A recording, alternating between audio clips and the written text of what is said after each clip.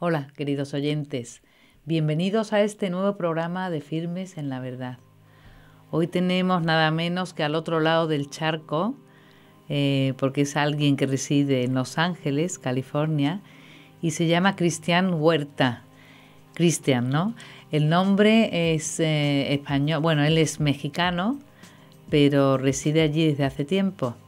Él se dedica a evangelizar a través de los medios y de dar charlas, conferencias, y es misionero laico y ha montado una website que se llama Semper Fiat, y de todo ello vamos a hablar con Cristian. ¿Qué tal estás? Qué alegría tenerte con nosotros. No, el gusto es mío para estar con ustedes y todo muy bien, gracias a Dios. Qué bien. Cristian, me intriga muchísimo eso de misionero laico, y me gustaría que nos contaras de ti, qué se despierta en tu vida, qué pasos das para llegar a escoger este modo de vivir y a definirte como misionero laico y dedicarte a los medios y a evangelizar. Bueno, en cuanto a la parte misionera, pues en realidad todos los católicos por el bautismo somos misioneros, ¿verdad? O diría el Papa Francisco, discípulos y misioneros, ¿verdad? O sea, es una cuestión de identidad Intrínseca. propia que no es exclusiva propiamente de los consagrados. Entonces eso primeramente es una cuestión de identidad propia del católico. El católico que no sea misionero no es católico. Entonces, ahora las formas de hacer la misión es ahí donde depende del estado de vida que se tome. En mi caso, yo tuve inquietud a la vida consagrada. De hecho, entré al seminario en mi adolescencia. Yo entré a los 14 años al seminario. O sea, desde los 14 años salí a mi casa y no he regresado de alguna manera. Entonces, o sea que esto ya tiene camino. Como seminarista tuve 7 años. Hice básicamente lo que es el bachillerato, la preparatoria le llaman en México, más un año del curso introductorio, que es la parte ya donde se inicia el seminario mayor en México, y tuve 2 años en Miami, Florida también. Y bueno, salí del seminario y desde que salí siempre tenía muy claro que una cuestión, yo hago diferencia en cuanto a tipos de vocaciones. Por ejemplo, hago la diferencia entre una vocación existencial, que es la santidad para todos. Después hablo de una vocación esencial, que es el llamado muy particular que nosotros tenemos. Y ese llamado muy particular, para mí me queda claro que Dios quiere que sirva la evangelización, ¿no? Entonces, sea consagrado, o sea laico, sea casado, sea como sea. O sea, es una cuestión esencial. Ya después viene la parte de la vocación personal, que ya es matrimonio, vida consagrada o vida célibe como laico. Y evidentemente yo ya salí del seminario y estoy básicamente evangelizando como laico desde el 2003. Entonces, es decir, tengo ya más como misionero que lo que tuve como seminarista. Y bueno, en la venida para acá, para Estados Unidos, como les decía, tuve un tiempo en seminario en Miami, fue ver la necesidad espiritual de los medios de comunicación secular, pero inmensamente más me abrió el paso por una realidad que yo nunca la tenía contemplada, y es la realidad de los migrantes, ¿verdad? Entonces ahí me tocó estar en Miami, pero estar en la parte que no enseñan de Miami, la parte de los campesinos, la parte de la gente más pobre, más necesitada, porque hablar de Miami pues son las playas, South Beach, Miami Beach, todo ese tipo de cuestiones. Pero hay una realidad al sur del condado de Miami-Dade que gracias, yo bendigo a Dios que me haya dado esa oportunidad de poder tocar eso.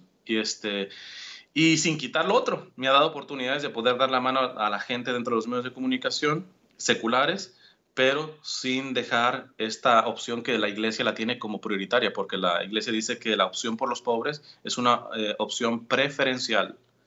Es decir, no es exclusiva, que es el error de la teología de la liberación, pero es preferencial.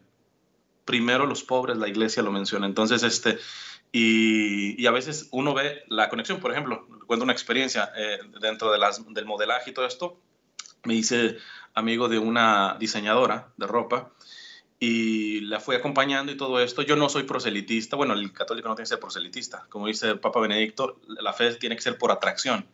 no por obligación o por estrategias para poder convencer a la gente, ¿no? Por atracción. Entonces yo soy muy respetuoso y ofrezco más que nada mi amistad y doy testimonio, pues intento con mi vida y cuando se puede con la palabra, pues con la palabra. Entonces hizo amistad con esta diseñadora, pues así para hacer el cuento corto, terminó yendo cada año a un festival que hacíamos de la Virgen de Guadalupe, porque la mayoría de migrantes eran mexicanos, y regalaba unas piezas de ropa para las chicas, para sus 15 años, etc. O sea, se involucró. Entonces es una cuestión que yo no lo tenía en la agenda, ¿va? Es decir, era solamente con la gente esta secular o de alguna cosa, y se puede trabajar, ¿verdad? Y a veces es interesante porque esta gente que de alguna manera ciertamente está separada de Dios, se puede a encontrar con Dios a través de la necesidad del más necesitado. Pero a los migrantes, ¿qué les ofreces? Bueno, acá la diferencia es partiendo de su realidad. Hay unas realidades totalmente dolorosas y dramáticas que pasan los inmigrantes, sobre todo de Centroamérica. Y básicamente, nuevamente, es la parte primeramente de un acompañamiento. Porque Jesús no quedó en una doctrina, se encarnó, entró en tiempo y espacio, o sea, tomó nuestra realidad. Y yo creo que ese es el mensaje, sobre todo, que creo que es muy providente por parte del Papa Francisco, la cultura del encuentro. Partiendo de encontrarse, uno ve las necesidades. Uno ve la necesidad de un señor que pues está solo aquí en los Estados Unidos, que pasó por el desierto, que tuvo que tomar sus propios orines porque si no se deshidrataba, o sea, cada realidad es muy particular. Creo que si algo he aprendido en toda la evangelización que he hecho es cada persona tiene su historia concreta, cada persona tiene un proceso concreto, y eso tengo que decirlo con pena, en el principio no lo entendía. Yo era muy tendiente, precisamente porque soy de un carácter más radical, a cortar todo así, a rajatabla. Y no creo que, aun cuando decía la verdad y todo eso, pero esta sensibilidad que nos quiere despertar el Papa Francisco de entrar en la realidad del encuentro concretamente de esa persona, que si esa persona está en pecado, listo, al pecado se le dice pecado, pero cuando uno encuentra la raíz de por dónde viene, uno puede encontrar herramientas para sacarlo de su pecado.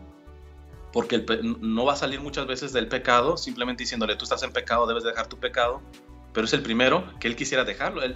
Hay personas que mismo dirían, como San Pablo, hago el mal que no quiero y el bien que quiero no lo puedo hacer. Es como si llevara una ley de muerte. O sea, a veces los mismos que están en algún padecimiento, en algún vicio, en algún sufrimiento, son los primeros que no quisieran estar ahí.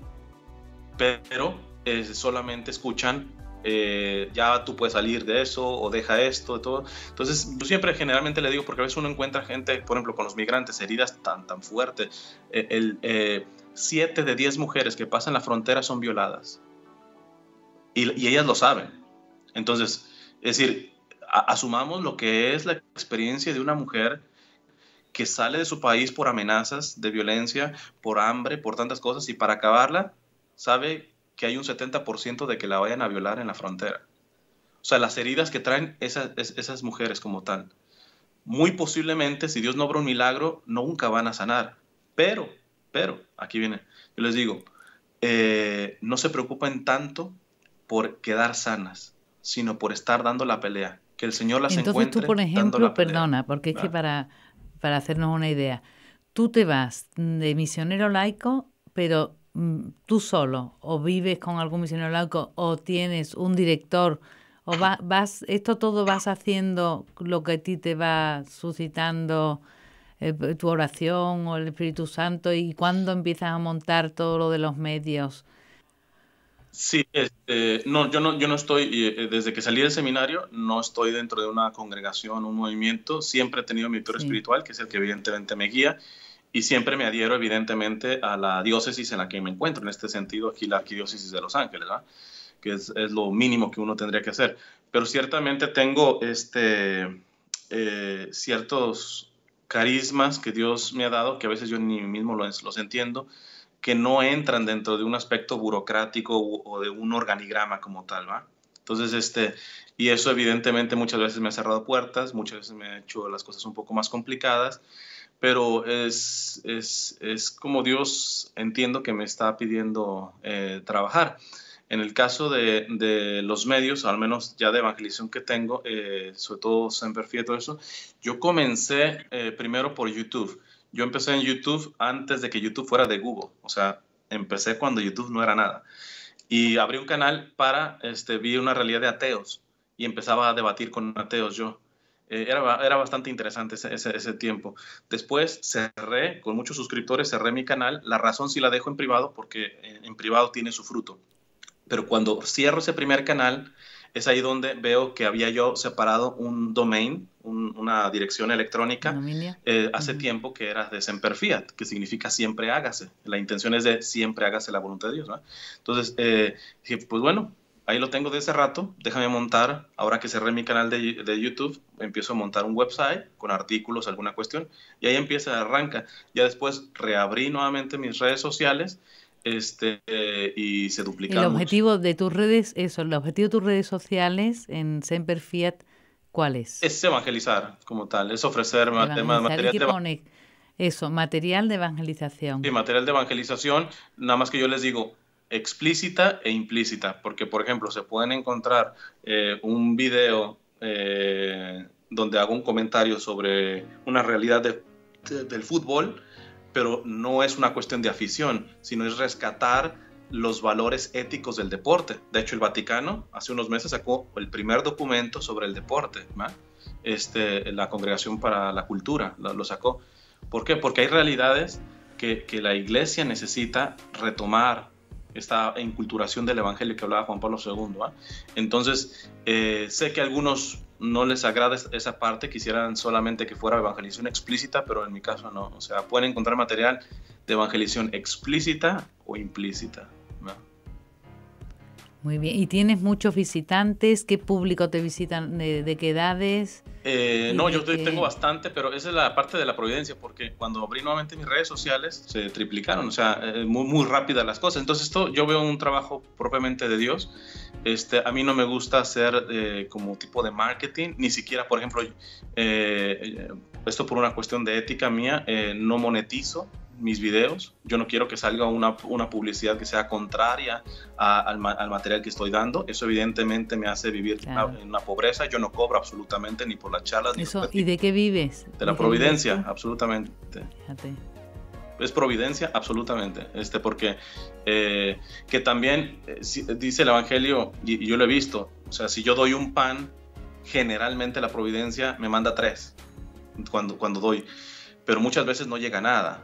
Y cuando no llega nada, no es que Dios no haya cumplido, es donde más providente es. ¿Por qué?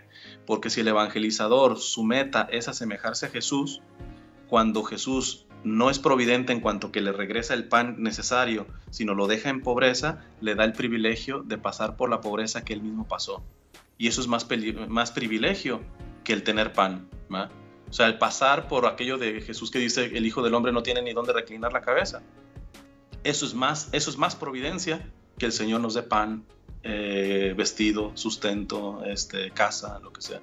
Entonces, por una parte es porque veo la providencia de Dios en mis necesidades, y porque cuando las necesidades básicas ni siquiera se alcanzan a cumplir, veo doblemente la providencia de Dios, porque es el privilegio de asemejarme en la pobreza que él vivió. Entonces, en ese sentido, nunca he querido atar la cuestión. Yo no cobro absolutamente nada,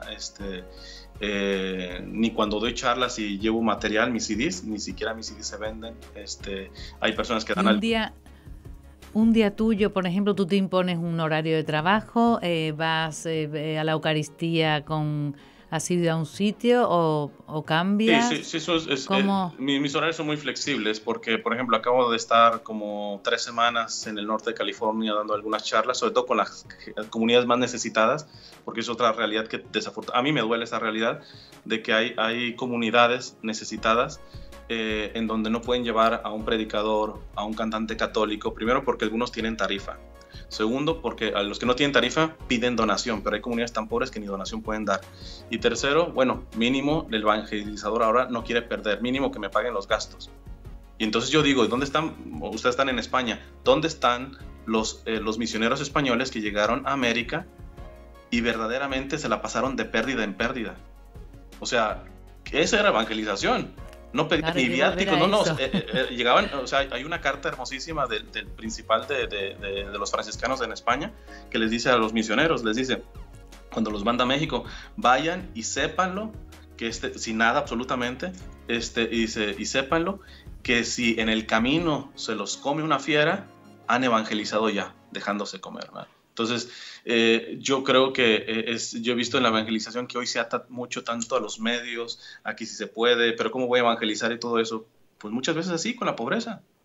Entonces, el hecho de padecer, me parece que a veces se le ha quitado el valor que tiene dentro de la circunstancia de la evangelización.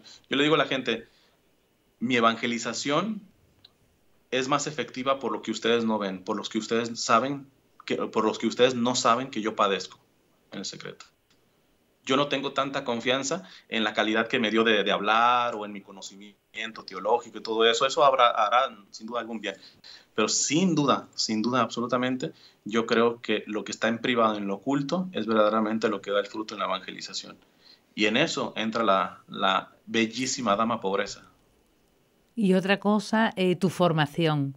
Cuando tú te pones al servicio de un obispo, bueno, te presentas, cuentan contigo, pero tendrás que tener una formación o seguir formándote. ¿Cómo haces eso? Sí, bueno, evidentemente yo tuve una formación dentro del seminario, pero sin lugar a dudas me he formado 3 veces más fuera del seminario. Seguro que estudias, ¿no? Sí, claro. No, pero esto es porque yo desde siempre he sido como un adicto al estudio, a la misma formación, entonces en este sentido... si algo tengo día a día es la parte formativa, ¿verdad? Pero evidentemente autodidacta, y siempre estoy de acuerdo a que se me corrija si estoy diciendo algo contrario a la iglesia, ¿verdad? Gracias a Dios no ha pasado, ¿verdad? Pero sí, la parte de la formación es fundamental. Nos sorprende muchísimo y nos gusta muchísimo poderte haber conocido, pero quería yo, para despedirnos de los oyentes, que le brindaras tú algo que tú creas que es fundamental para nuestras vidas, como evangelizador que eres. Pues yo creo que esto de rescatar la espiritualidad de almas víctimas, es decir, para que se entienda rapidito, es si una mesa está sucia, como el mundo ahora cada vez está por muchas razones sucio, yo no puedo limpiarla con un trapo sucio, sino con un trapo verdaderamente limpio, pero al limpiar ese trapo limpio va a quedar de alguna manera desgarrado, sucio, etc. Entonces, el alma víctima es aquel que trabaja en la santidad, pero no para quedarse en un aparador, sino para poder meterse ahí donde está la basura, ahí, y poder rescatar, ¿verdad? Entonces, padecer en ese sentido, ¿verdad? Ser víctimas con la víctima en mayúscula, que es Jesús, que dice en la Sagrada Escritura, el que no tuvo pecado se hizo pecado, ¿verdad? El que asumió, el que estuvo lleno inclusive de estiércol, o sea, que dice también un salmo, que ya parece gusano, no parece un hombre. Esa parte me parece que es fundamental. Evidentemente, lo mejor es vivirla en el secreto, ¿eh? Pero si se hace a nivel público, es importante ver que yo creo que el hecho del padecimiento es urgente involucrarlo dentro de la evangelización. Más que estrategias de si lo hacemos así o le hablamos así a los jóvenes, todo eso, el evangelizador, en pocas palabras, que no esté padeciendo, me parece que no será del todo fructífera su evangelización. Esto no significa buscar padecimientos, basta tratar de abrazar a Jesús crucificado en la realidad de cada día y sobran padecimientos, ¿no? Es una lógica que no entiende el mundo. Esto, si lo está viendo el mundo, me va a decir que estoy loco, pero... Claro, dirán, oye, por favor, ponernos a padecer, ya. Eso como lo hago, pero lo que tú dices es muy fácil, basta cada día, ¿no?, el unirte a la redención de Cristo, ya. Pero claro, eso te tiene que elevar el alma, ese que llega a ser víctima, ¿no? Ya. Amando al otro, pero de verdad, claro, con Cristo, ¿no? Sí, dentro de ese cuerpo místico como tal, y sobre todo esa parte de estar padeciendo generalmente nos hace más sensibles de los que verdaderamente más padecen, de los más vulnerables, porque esa es otra parte que me parece para mí muy dolorosa, que hay una realidad a veces, no generalizo, dentro de la iglesia, un cierto, que yo le llamo un cierto puritanismo. Se tiene doctrina y ortodoxia firme, pero no es capaz de uno encarnarla en el más necesitado, en el pobre, en el rechazado. Claro, pero también otras personas dirán, bueno, es que yo alrededor no tengo tanto necesitado, ¿no? Depende de... Hay veces que no lo ves, ¿no? Precisamente a eso es lo que me refiero. Es decir, estamos dentro de una burbuja, porque cuando 3/4 de la población vive en un estándar de pobreza, y decir que no están a mi alrededor, pues estoy ya diciendo que yo estoy en el cuartito en donde mi realidad... Entonces ahí es donde nos habla por eso el Papa Francisco, a salir a las periferias. O sea, entiendo de que uno no ve esa realidad precisamente porque tú estás dentro de una burbuja y listo, y quizá no es culpa tuya.